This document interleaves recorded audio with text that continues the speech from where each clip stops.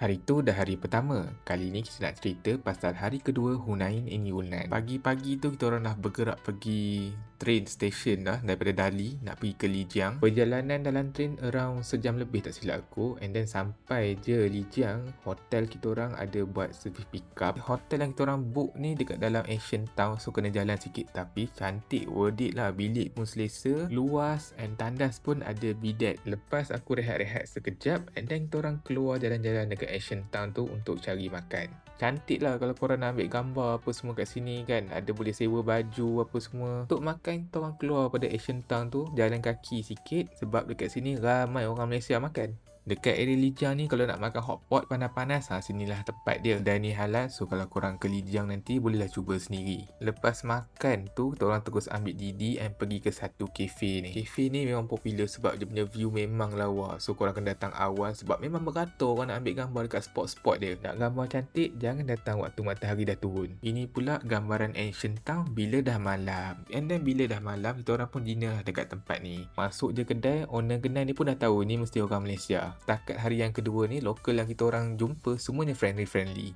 Untuk hari kedua setakat tu je, everything smooth, and then untuk hari ketiga kita nak naik ke mountain. Bodoh yang nak tengok view JDSM tu nanti, bolehlah follow untuk video ketiga.